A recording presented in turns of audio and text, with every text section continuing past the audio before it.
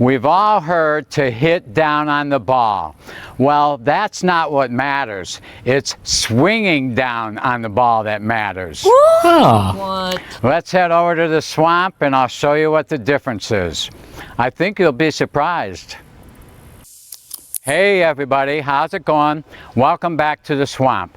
Okay, when they talk about hitting down on the ball, they use taking a divot after the ball as a sign of whether it happened. Well, that's meaningless. Any kind of bad swing can do that. You know, here's what they mean. When something swings, there's a low spot to it. So what they're saying, as long as your club hits that ball before it reaches that low spot, well, that's hitting down on the ball. Well, every swing, good or bad, has that low spot. And a bad swing is bad whether it hits the ball going down or not. You know, that's why it's swinging down, not hitting down, that really matters. You know, it's the force or the energy of the swing going down. That's what counts, you know. And most of us think it's that force or energy goes forward, but it doesn't. It has to go down. All right. This is why I think most of us struggle with this. Everything else we've ever done involving hitting a ball or throwing something, which all share the same body movement or motions, well, the force of energy always goes forward in the direction that the object is going, you know, no matter what it was. You know, so that's what our instincts are geared for. And that's what needs to be changed. It's not changing the swing at all. It's just changing the direction of the force of the swing. Change it from forward to down. It's really that simple. Now, I'm not sure you can see the difference between those two swings. That's one of the difficulties in learning this game. Most things you can't really see. You have to feel them. That's why hearing how to do something can be better than seeing how to do it. But if you watch my head, which will naturally go in the direction of the force, you can see it. Now, here's a couple swings with the force going down. And here's a couple with the force going that way. See, you see how my head went with the direction of the force. Well, that's why a lot of us have trouble keeping our heads back, because your head will always go in the direction of the force. And when the force goes downwards, your head has no reason to move forward. Yeah, this was a real game changer for me.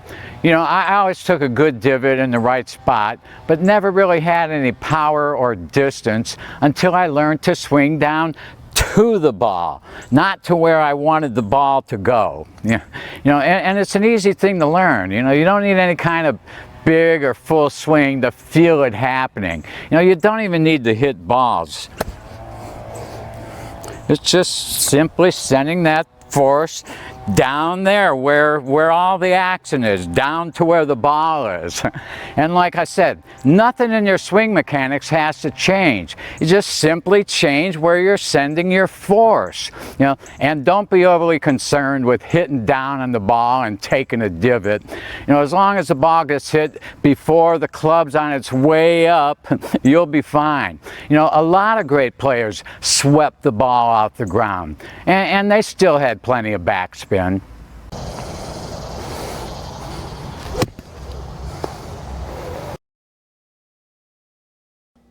So here I am whacking a ball again for no particular reason.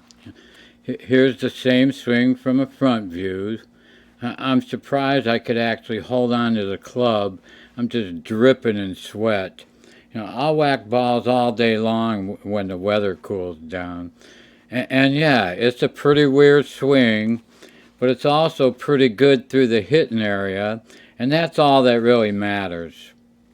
I believe most of us have the physical ability to play pretty good golf. You know, I see so many people whose swing is so much better than their actual game. You know, I believe it's mostly a mental misunderstanding.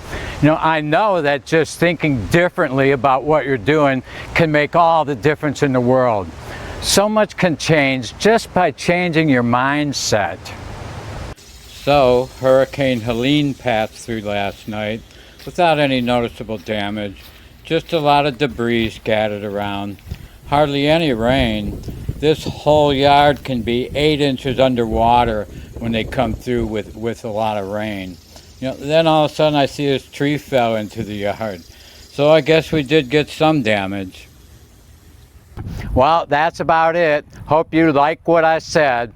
And a special thanks to all of my subscribers and supporters. Any comments or questions, you know what to do. And please, if you haven't already, subscribe and like. Until next time, see you at the swamp.